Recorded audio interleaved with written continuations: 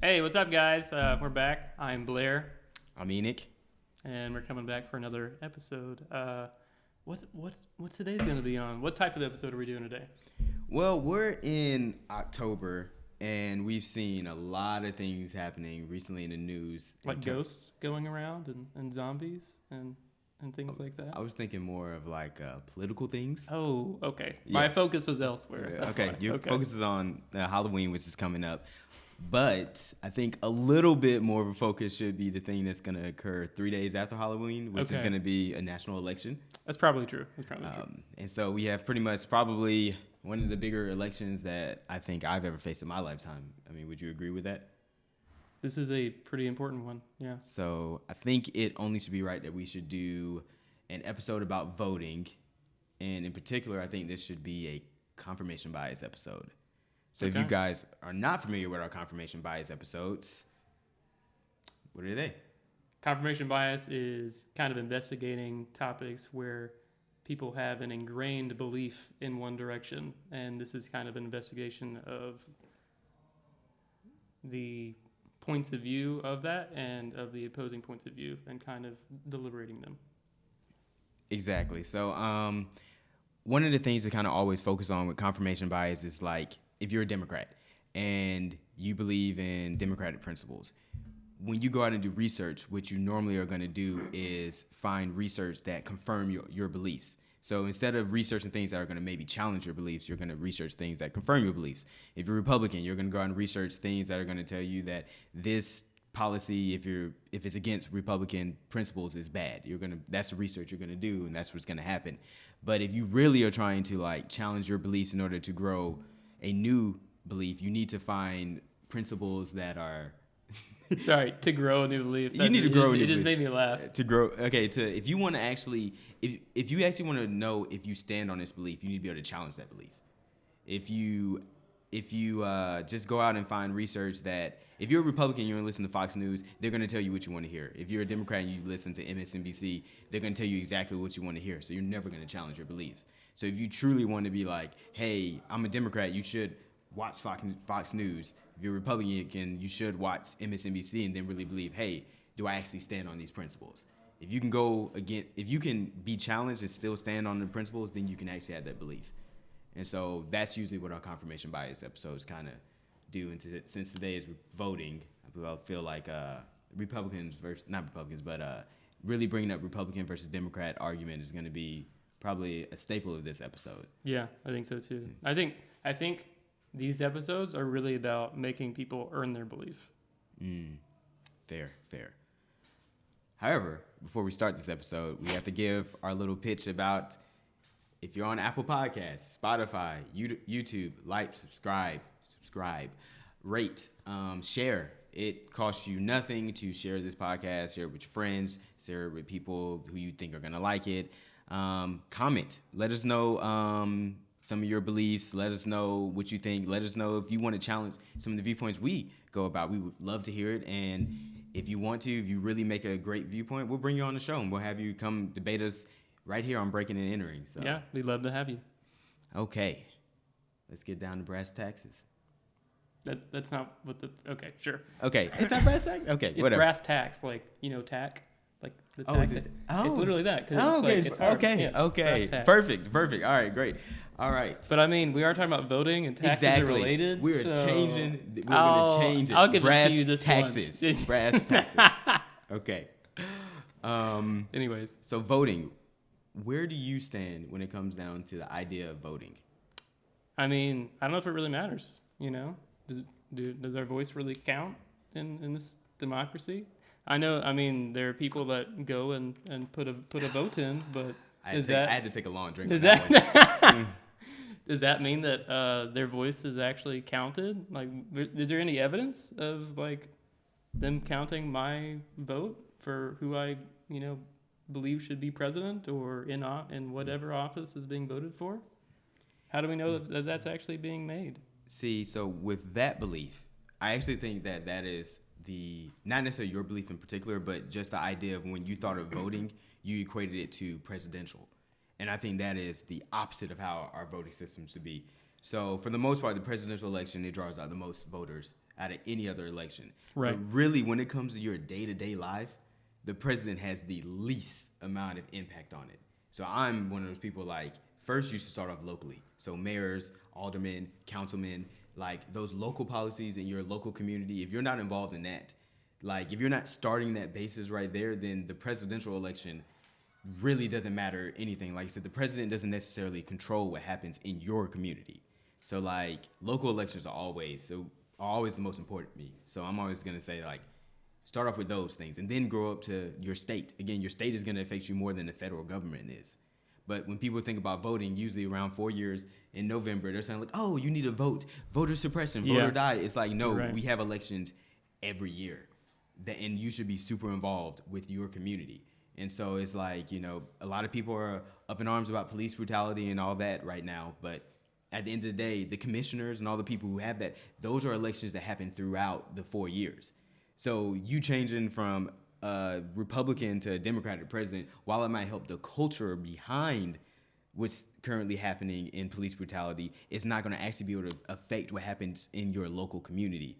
Those are the people who are in office in your local community are going to have the biggest say-so. Oh, that makes sense. It's like macro policy versus micro policy. I really like putting those different lenses on it because it kind of helps me to focus and to how it actually behaves in real life. But no, I think that's a good point. Okay. I think that you're right. I mean, data shows that you're right. There's much less voters going when it's local election than when it's federal election, and they actually probably have more say-so and more power actually in the local voting. Yeah. So it's something that we probably need to start trying to change here and in communities everywhere. But I think what I was kind of hearing from your message was that you were saying that does your vote really count? And I think because you were thinking of Electoral College as well. Yeah, no, that's a big part of it. So what is the Electoral College? So I feel like a lot of our listeners, I mean, more of our listeners are probably intellectual, so they're probably more up to speed with what Electoral College actually is. But I know that there's a lot of people that probably don't know what it is or don't know how it actually is enacted. Yeah. So Electoral College, a lot of people think is really bad because we've had popular people who won the popular vote, like Hillary Clinton back in 2016, and she's not our president, clearly, because we don't operate by popular vote. We operate by Electoral College. But people are saying, well, why, if that's the case, why do we not go by popular vote? Yeah. So the Electoral College. Let the engineer say Electoral College and make it electrical engineering. Yeah. Thank you. So that system of voting was put into place because of representation. So you have to think about how many people live in New York versus California versus Texas versus Florida versus Georgia. You could win the entire election for the most part if you get just those 5 states for the popular vote. So if we were just doing popular vote, why would I campaign in Montana, New Hampshire, Ohio? I would just go to California. I would just go to New York, allow people, California's going to vote majority this, so then that wave is going to translate to the other states. So I wouldn't have to campaign in the other places. So really, the Electoral College was brought about so that you would have to go to other places, and it made lesser voices, quote unquote, or people who had states that had less population, be able to have voices and have the candidates had to come and win them over. So to a certain extent, like, I do like that principle. I don't know.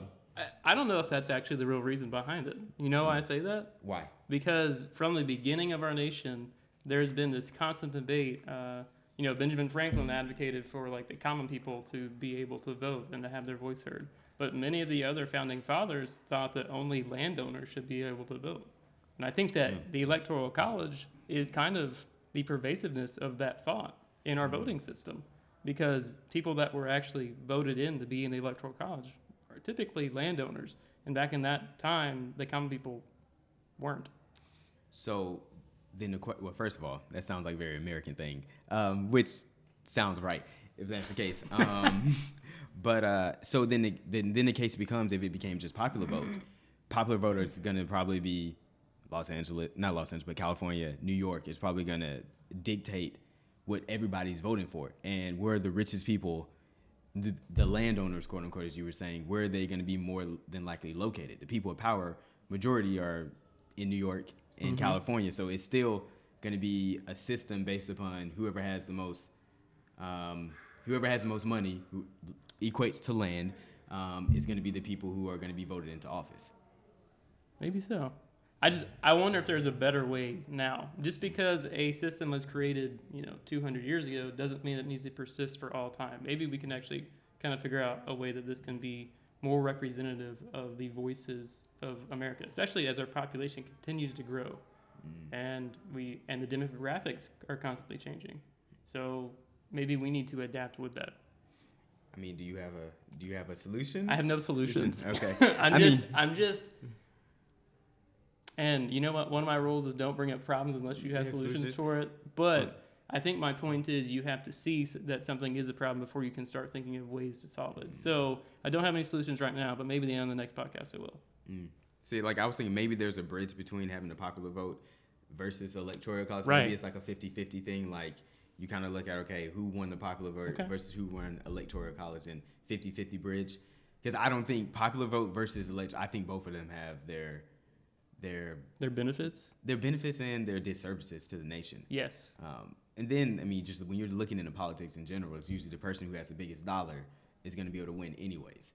Right. So it's like they're going to be able to get the most campaign support. They're going to be able to, like, you have very few candidates have had a strong grassroots upcoming that has made they actually were able to become president. Like like I said, Barack Obama, he was made on grassroots $5 to $10 donations, and that's why he had an unprecedented presidential election because of that. He eventually got the big donors once he got like the nomination and things, but like it was really most people thought that Hillary Clinton was going to get it 2008 over Barack Obama because she had the big donors. Yeah, she had the Democratic Party voting for her. Like before the nation had even cast whether they wanted who they wanted for the Democratic primary, 95% of all Democratic delegates had already voted for Hillary Clinton. Like, so it was like really, it was hers to lose, and but it's very interesting. So it's again another thing about even Donald Trump in 2016. Like he didn't have the big donors backing him either. I mean, but he was also a billionaire. So that just again it speaks on how quite the same. It speaks on how in politics how money talks more than anything else. Yeah, and many a time, money really decides. I think that's probably the end of that statement. Money really just decides. It does decide. So again, while voting, like I say, so we're going to be talking about voting. Voting is super important, but then it's also like, are you backing your candidate financially? Like, so a lot of people will say that, hey, I voted for this candidate, but I felt like this candidate didn't do a lot for my community. What did your community turn out in terms of dollars? That's really what let's be real. Presidential candidates, they don't get necessarily paid to be on campaign trails. Like the flights and all that stuff, it has to either come out of their pocket or their campaign dollars. So if a community like is putting in their dollars for me, I'm probably going to listen to that community more than likely. Like people can talk about the Republican parties as much as they want and why they like back oil and coal and things of that nature, but like the Koch brothers put in $1 billion. You put in $1 billion, you're expecting people to vote and sway your way. So when Trump got in office in 2016, they had a majority Republican Senate versus a majority Republican in Congress. You saw solar die, you saw wind die, you saw coal, oil, those things rise. Because that's the reason the Koch brothers, who are oil money, are actually putting in their dollars. Like they didn't put in their dollars for solar to survive because that doesn't help them.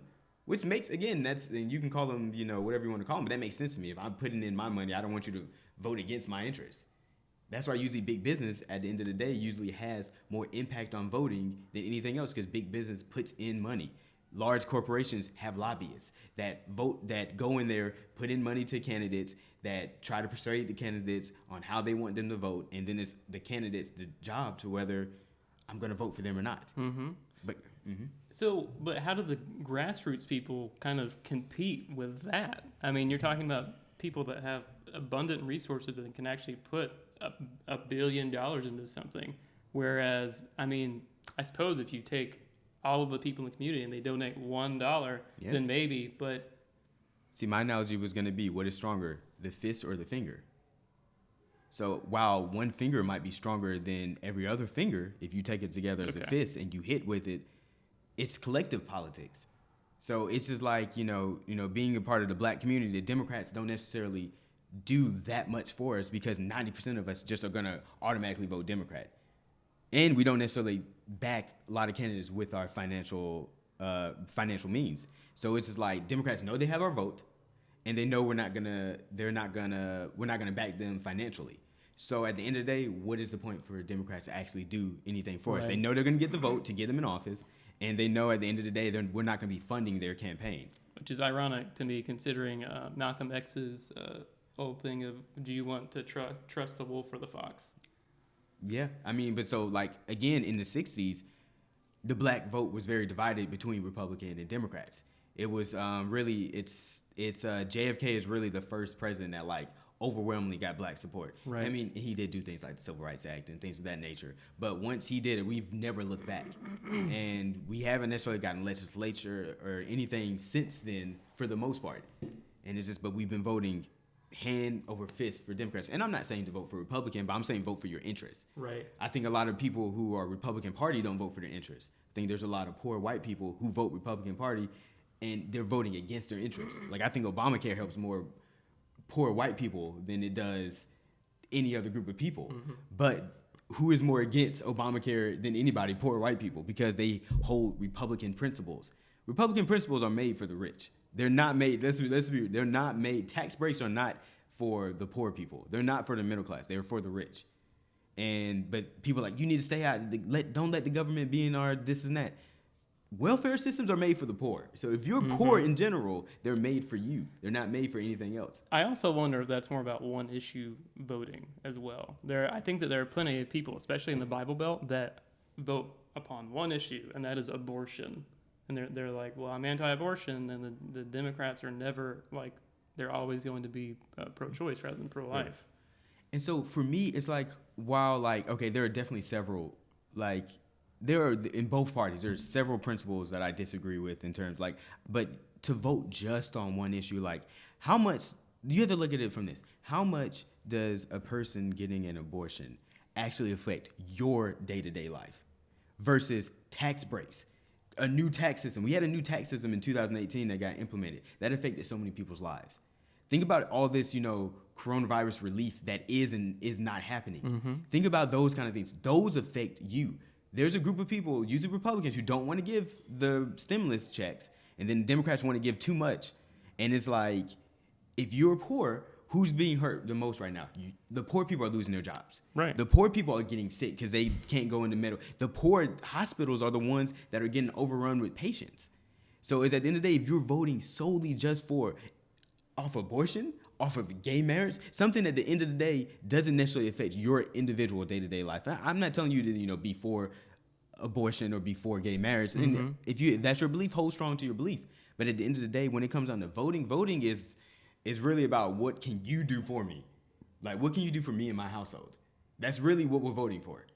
Maybe, but at the same time, you're asking people to choose between their interests and their morality. And that's always going to be something that is a huge decision. And a lot of times, morality is going to win. So if you can't eat, you don't have any interest. That's going to be my biggest thing. It's like, if you can't afford to put food on your table, if you're homeless, you could be all against abortion all you want to, but if you're homeless on the street, no one's really going to be listening to you.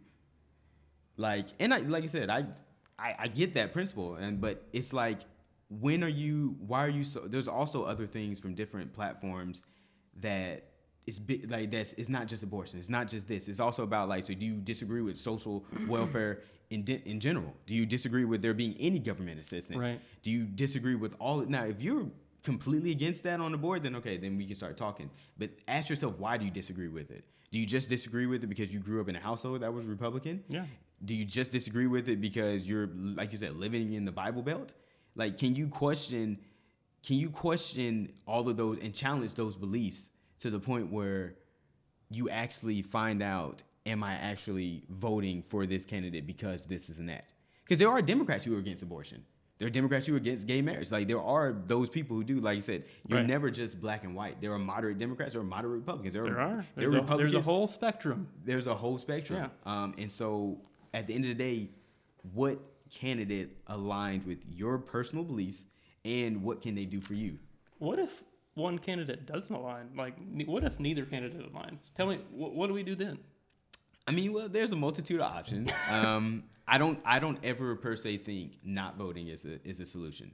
At the end, even if you go to the ballot and you write in your own name, I think that is better than not voting. It's better. Who would you write in? Can we give Barack Obama? Yeah. But it's one of those things. Like, even on, like I said again, on the ballot isn't just the president. When you go vote, there's gonna be local bills and local statewide bills that are gonna be on the ballot.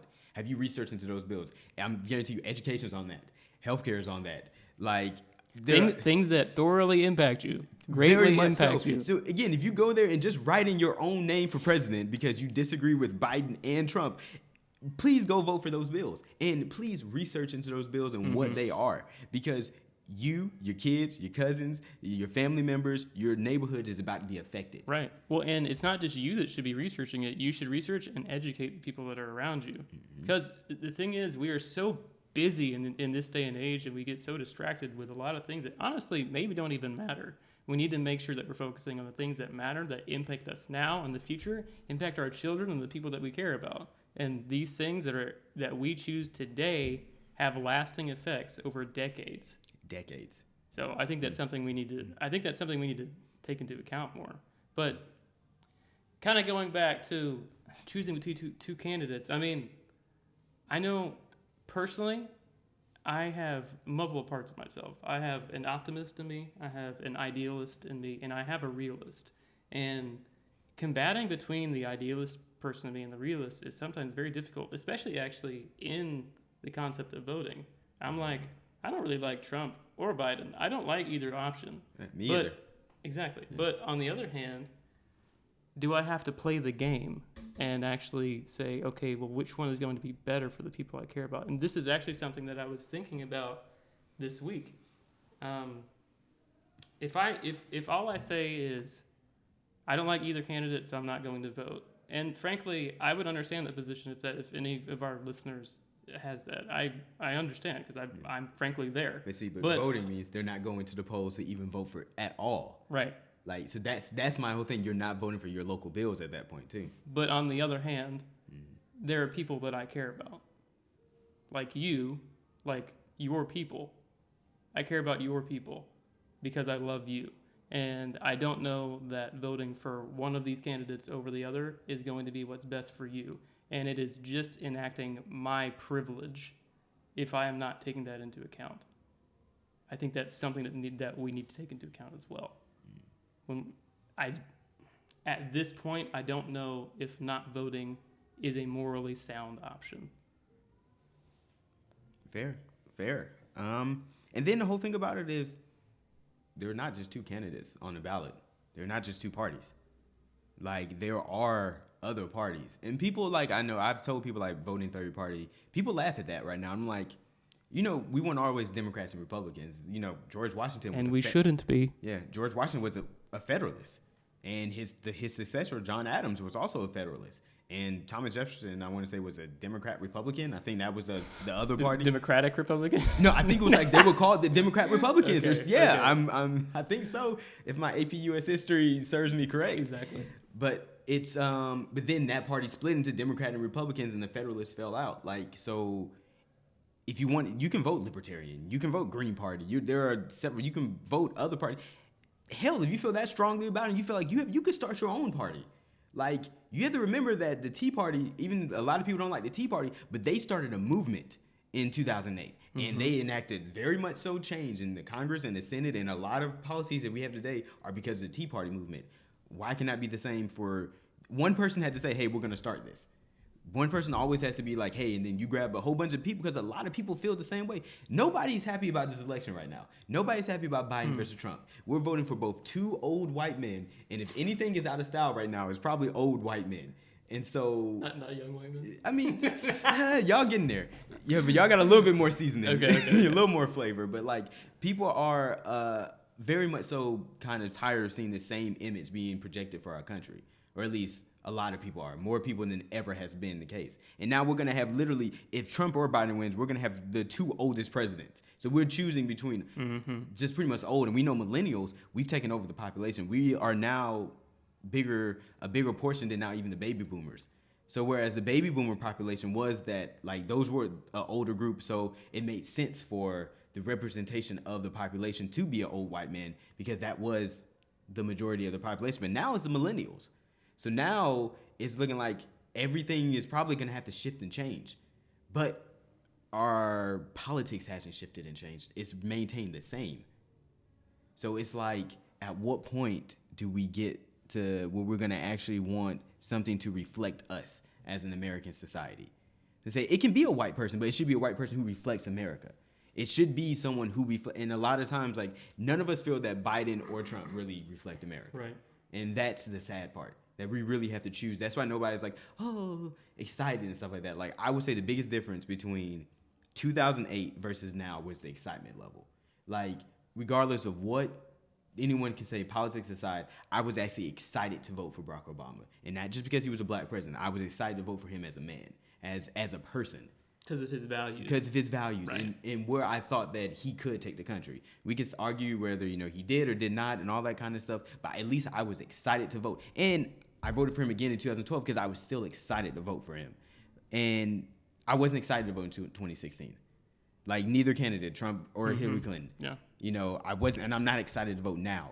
And so it felt like I'm getting duped in the process. That's just, there's so many great people in our nation. Like, we went to tech. There are plenty of people at tech. There are plenty of people at Caltech, at Harvard. I'm just wondering how we have so many great people, but we end up with two people that actually aren't very representative of a lot of the values of our current America. How do we change? Like, how does that change? I guess it's like, that's a very tough question. That's a very tough answer. It's one of those things, again, I told you, it's the collective versus the individual. I feel like we feel like we have to do everything on our own right now. We feel like it's like I'm fighting this war against, it feels like if I'm against police brutality, it's me against the entire police staff, which the police have a lot of money backing them. It's not that. There's other people who are just as pissed off about this as you are. There are other people who are willing to put time, support, money, energy out there. But until you guys find each other, it takes that one person who's going to go find another person. Like, that's how every party is started. It takes one person who found another person who's equally as pissed as them. That's really what. That's Bobby Seale finding Huey Newton. And then they come together and make the Black Panther Party, and you realize, oh, a lot of people are pissed off at what's going on. Right. But if you're by yourself, you feel like you're just pissed in your own household, and you just go to Twitter and you try to get off your feelings from there, and it's just like, yo, go find somebody else who has those exact same feelings. Like, that's what makes, things like the Proud Boys, Ku Klux Klan, they found other people who are pissed off. They did. And they made a group. They made a boy band. That's what they did. And they decided to sell it to their audience. And their audience bought it. Like, that's really what happened. And so it's like, at the end of the day, like, why can't you do the same thing? Why does one thing work on one spectrum, but it doesn't work on another? It works on both spectrums. It's just, are you willing to put in that time and effort? Or are you just one of those people who want to sit back and be pissed off and complain about it? That sounds like a very attractive option for most of us. It does. I'm wondering, so throughout the history of the United States, there have been a lot of groups fighting for the right to vote.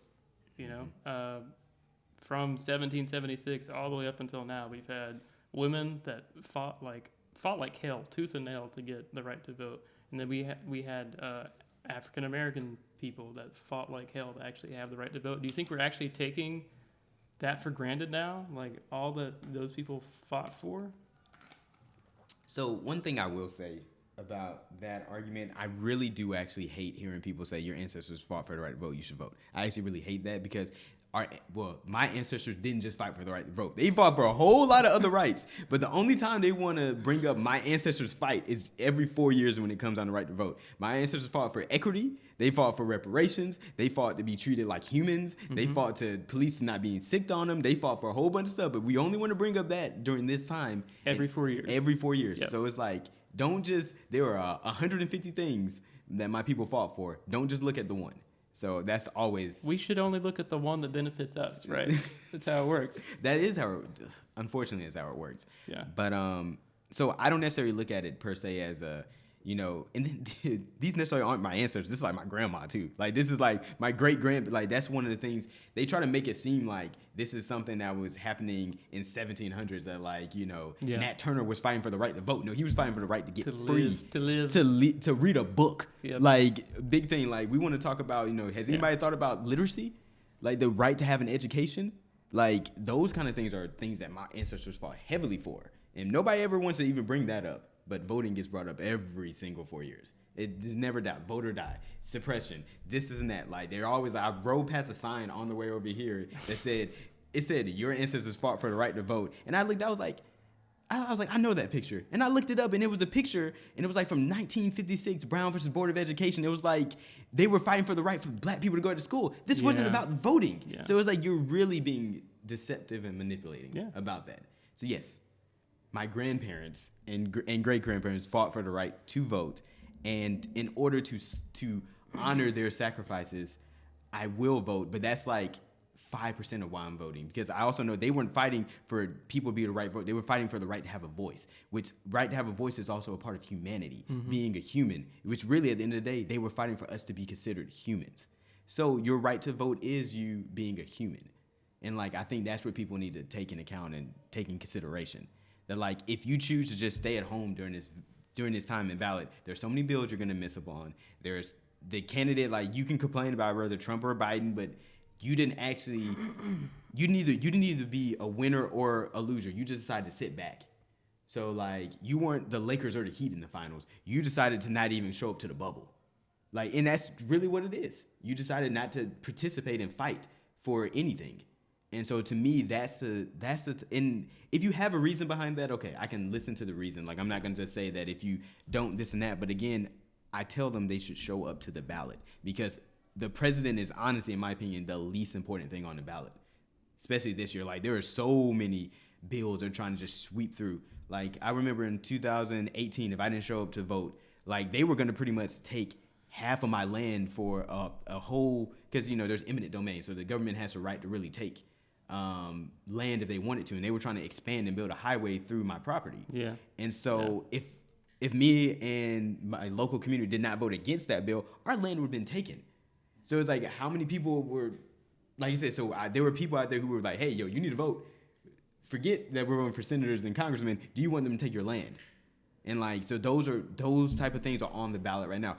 Private versus public prisons are on the ballot right now. So if you want to talk about, criminal justice reform and stuff like that, private prisons, you're talking about big money. You don't even seen big money until you talk about private prisons. Those are on the ballot right now. So there's all these issues that people talk about on social media are on the ballot right now, and it's bigger than Biden and Trump. So if you're not educating yourself on what's on the ballot, then you're doing yourself and your community a disservice. And so don't get on Twitter, don't get on Instagram, don't get on anything pissed off on November 4th. When you didn't even go to the ballot and you didn't even do anything before November 4th to educate yourself. It sounds to me like voting every 4 years is the bare minimum of what we can do to decide what's going on. I think that along the way of not truly fighting as much as we once did, we kind of lost sight of our personal power in being able to have a belief and actually fight for what it becomes in policy and kind of really directing how that actually gets enacted in our community. I think we need to start grasping that again. We need to start inspiring other people to actually grasp that again. You have power, and you need to use it. And I think it goes back to your original point. voting in itself was built for landowners, which people with power. And so the reason a lot of people don't necessarily want a large group of people to vote. You have to think about, look at the people who don't vote. Look at 50% of this country votes. The other 50% usually fall on the poorer side, the non-educated side. They fall on a side of people who are disenfranchised from the very beginning. Is there a reason for that? I mean, I think because voting doesn't excite them. Voting, there's nothing in the poorer / middle class community, nothing exciting is brought up to like why we should vote. That's why one of the big things that people don't ever want to talk about why Trump was elected is because he brought out a group of people who normally don't vote. Poor white people. I mean, I'm serious. Like, a lot of poor white people do not vote, but they voted for Trump. That's how he was able to beat Hillary. And Hillary overlooked that group of people, and Trump brought them out to vote. I think that's one aspect of it, but I think that the other aspect is that we don't make it easy to vote in this country. Like, we could easily make it a national holiday to vote. Everyone has the day off, go vote. Yeah. And we can easily make it easier for these disenfranchised members of the community to actually be able to vote. It's only when there's something that is very important to them, to their values, that they actually make the trek to be able to go. But I wonder if we actually made voting an easier, more streamlined process, if you would see more people actually voting, even when it isn't something that is as close to their value system. Yeah. Maybe they would still be making their voice known. I think that we need to pursue that as well. Yeah. I mean, so again, if you're working a regular 9-to-5 job that's getting paid hourly, you got to sacrifice that day's work to go vote. Exactly. So it's again putting food on my table or voting for something that I might not even care that much about, or at least not care as much about as making the $50 to $80 I might make that day. So, but another thing does come with, how do you make voting process more streamlined? Do you make it more through technology? Do you make it this and that? Because then what's going to happen is you're going to create a whole new sect of people who are going to now be trying to hack into technology and persuade. It's like one of those things, like, it's escalation. We are growing and we have to adapt. Yeah. There's no other. We cannot keep doing the same things that we've been doing for 200 years if every 10 years we change as a people, as a demographic, as technology. It's like at some point we might have, like, spaceships floating around here in places, and you want me to drive a car to the moon? Like, it's not possible anymore. We need to find a better way of doing things. I'm not giving up my 1970s Chevy. You don't have to. We'll share it. Actually, I'm driving with you. But that's a great point. That's a really great point. And so the whole thing is, how do we adapt that in a process that doesn't make it feel rigged? So people argue that in 2016 with the whole Facebook scandal with Russia and all that kind of stuff, it felt like the election got rigged through technology. So that's going to be, because of what happened in 2016, that's going to make people more offset and put on, like, I would say it would be easy, just make an app. You put it on there, click, and it would be fine. And why do I have to actually move? Yeah. Why do I have to wait in a line? Yeah. And that to me would be easier. And then make it at your public libraries. If they don't have the app, they can go to your public library, get on the internet and stuff like that. Set up stations like that if you don't have access to it. I would think that would be easier. But I also know when it comes down to technology, we do have cybersecurity is a huge thing. Okay, but at the same time, even without that technology, we are still hackable. Yeah. So leaving the system the way it is now doesn't make it necessarily more secure than advancing it. Yeah, but I can't imagine what those hackers are going to be paid. Like, you have to think about it, just like, if you can find the way to sway the election, if you're that good, like, that's a whole movie in itself. Are you ready for that? Are you ready for the movie? Reference. Okay. I might write that movie. I know. No, that's what I meant. That's what I meant. Okay. Oh man, but this is definitely good topic and good things to consider and stuff like that. There is no right answer when it comes down to this. No, there's not. My goal in this podcast with you since the beginning has just been to discuss different viewpoints and to actually talk about, maybe actually give ideas to the people that listen and watch us, to inspire them to pursue, to actually develop things that make the world around them better. That's yeah. We can do things ourselves. We can act in our own personal power, but a lot of our power is actually influencing others. So that's one of the big things that my hope is that we actually do this podcast. Yeah. All right. I think it's for our time for our favorite part of the podcast. I think it's time. Movies, books, television references. Do you have anything that comes off the bat? Oh yeah. Do you? Okay, please go. Because actually, I'm drawing a blank this time. What? I know, Oh my gosh. man. This is, I got too much sleep last night. I need to take this moment and relish in it because this never happens. Okay. This is the way I view politics. Okay, so let's House of Cards. I mean, no, yeah, okay, that's already a great reference. Yes. Yeah, exactly. And I don't know, House of Cards. I think it makes you wonder. I think that's actually the biggest power of that show, is that it makes you wonder, like, how much is our government and our leadership distorted and corrupted? Because they in that show, they beautifully and masterfully show how easy it is to corrupt someone that may have initially been innocent and had pure goals of like what they wanted to do. But then along the way, sometimes it's easy to start getting tarnished because of the people that are around you that actually have more power than you, but you are relying on them to actually get where you need to go, to actually make a difference. And am I saying that's actually what our government is like? It is probably a shade of truth. I don't know that it's the full, for one thing, I don't know. I haven't had the experience of being anywhere near office. I don't know how that is. But my thought is that it probably is a shade. And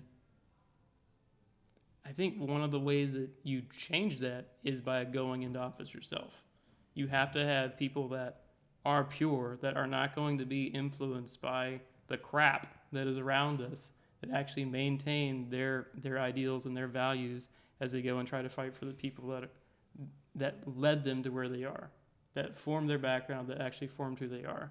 You have to never lose sight of that if you're actually going to lead a country or a community or a family. Like it goes from here to here to here. It's all of it. So it's so hard to be pure when it comes down to something like as big as politics. It's almost impossible. Yeah, I mean, because first of all, nepotism rules, and it comes down to politics. So a lot of people their grandfather was this or their parent was this, so you already know the game. But then it's also like, if you didn't go into Harvard and you didn't get into that, how many people get into Harvard? How many people can play that? Like, and then you have to go be a part of these fraternities, or you have to be a part of this to get in part of these social organizations. Who is just like, at the end of the day, you're going through, you're taking the same steps that other people took to become in politics, and then you're expecting a different result. Like, that's not gonna happen. You literally walk the same path, so you're probably gonna end up in the same place. So it's just like it's really a hard. I mean, it's damn near an impossible system to change, but it's not impossible. Yeah. I'm with you. My reference is gonna be a little bit different. Good. Just because to me it shows the how fickle voters can be. So it's called American President. It was written by one of my favorite writers, Aaron Sorkin. But it's pretty much this president who, I want to say his wife has died, or anyways, he's a single president in office. And voters are saying that he needs to date. And like, he's losing popularity because he doesn't have, like, he's a good president though. He's a good president, but voters, they want him to date because they don't see him, how can you be presidential without having someone on your side? Wife. And then he starts dating someone, and she's like a reporter, and she's like this. So then people don't want him dating her, and so then he's losing votes by that. So it's like, at the same, but the entire time he's being a good president. Like, so it's like, so to me, sometimes I think voters' opinions get swayed over the smallest issue possible. Things that actually don't matter when it comes down to the legislation. I think like you need to start, and I know these legislations are 1,000-page documents that nobody wants to read, but at the end of the day, these 1,000-page documents that no one wants to read control your life. You know, it's one of those things that, like, yes, sit down and read the Bible, but also sit down and read some legislation notes. Like, because at the end of the day, Bible controls your morality. These control your physicality, like what you're actually going to do day to day. Like, in these legislation notes, there could be, hey, you know, if you do this, this, and that, everything goes away, so you can't do this. And it's like, oh, they can put, hey, no longer can you read the Bible. Yeah, like they can put that in there. So then you didn't read the legislation, so now you don't even know they put that in there. But there was a time where I could say legislation was that me and my people couldn't read. There was a whole bunch of legislation. So the people who weren't reading that, if you want an abolitionist during the time reading those legislations, you need to know that black people couldn't read. And you stayed ignorant to that, and you voted for a candidate who was for that legislation. So, again, that just reminds me of like all of the things that we sign on our phones that are like have these like terms and conditions, and you're just kind of like, do I really want to read this? And you check, and then you like accept, and you go. I mean, you know you didn't read that at all, but you're like, I want Snapchat. I just don't want to read the actual like rules about it. That's where, I mean, South Park has a brilliant episode about that, in which like literally they start doing all this stuff, and they're like, but you agreed to it. In terms and conditions, you agreed to this. And this is like, we really should read that because you are signing a contract. Like, and at the end of the day, the most fundamental binding thing in this country is a contract. Yeah. Like, you get everything right. else. If you sign a contract, that contract now has your soul. Like, your American soul, it has it. That's just what America is. So that's why, like, when things happen, like, I'd be like, yo, did they sign a contract? I mean, it sucks. Like, I'm sorry. Like, even when Megan Thee Stallion, when she said she didn't make a lot of money doing it, she signed a contract. And it's like, I feel for her because her music is great and she's getting paid pennies when she should be getting paid millions. But it's like, she was in that vulnerable position where she needed money. She signed a bad deal. And it's just like, you need to read over those terms and conditions. And honestly, you need to believe in yourself. Like, you need to believe that, hey, like, I can make a little bit of money right here and now, or maybe believe in myself and I can make a whole lot of money if I just wait a little bit. I say believe in yourself. Yeah. I think so too. So, I don't know how that necessarily ties into voting, but I guess voting is believe in yourself. But that's what you're voting. You're doing voting for. I mean, for yourself and you and yours. That's really the big thing. So it is a belief in yourself. So it's a belief in your principles. It's a belief in this and that.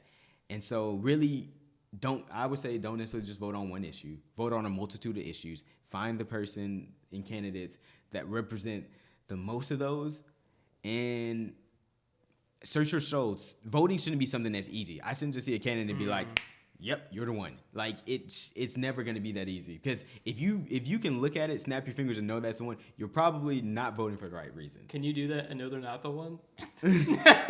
I mean, people, okay, again, it's JFK versus Nixon 1960s debate. People who watched it on TV thought Kennedy won. People who heard it on the radio thought Nixon won. Exactly. Nixon provided more points, but he was an uglier man than Kennedy was. And so Kennedy won that debate because he was a good-looking person. Yeah, like, we are fickle, aren't we? We are very fickle. Not to say that Kennedy was a bad president, like, but it's just still people voted because of their eyes, not because of the way they feel. And so it's just like, people, voting is serious. It's very much so serious. It's nothing to be taken for granted. And it's something that should take research. It should take months of your time.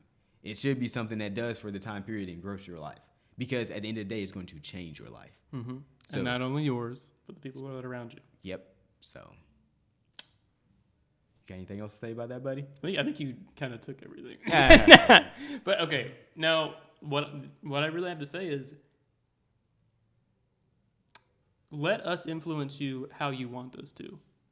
I'm not going to say do this, do that, but at the end of the day, you are your own person. You need to make your own decisions, and you have to live with those decisions.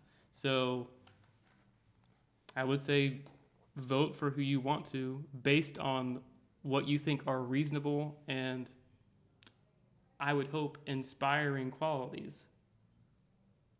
If you do that, you can, and you're considering yourself, the people that you love, your community, then I don't think you can go wrong. But if you're not doing that, I wonder if you're really doing yourself justice. That's all I had to say on that. If you don't want to vote, I would say go to the internet, look up the things on the bills that are going to be on the ballot as well. And if you're okay with all those things, you not having a voice on any of that, cool. But just look at it just in case. I think that's all we had. I think that's all we had to say. Yeah. Give our little last spiel. Yeah. Yes, finally, last spill. Okay, so we love that you joined us for this podcast. We really appreciate your support, and we want you to come join us, grow with us, like, subscribe, share, have your friends and family kind of join in on this. And I hope that you can use some of the things that we talk about to make your life better and the people that are around you better. Yep. So Blair said it. Share, subscribe. Let's create a dialogue. Let's create a conversation. We got a big important election coming up in around 2-3 weeks away now. And Yep, we'll closing probably, in. we'll probably have a post-election podcast and where we think America is going to kind of go from there. That should be interesting. It should be interesting. Hopefully there's some optimism that comes out of it. Hopefully. But We we'll should see. always find optimism. We will. Like I wasn't. Anytime my candidate has lost, I've always found optimism in it. Because at the end of the day, if my people can survive in this country how many presidents have we had? What, 45 of them, and my people are still here and fighting. So yeah. It's gonna be okay, guys. Regardless, that's what you have to know. It's gonna be all right because I believe in us, and that's always gonna be my guiding compass. Sounds good. So as always, I'm Enoch. I'm Blair.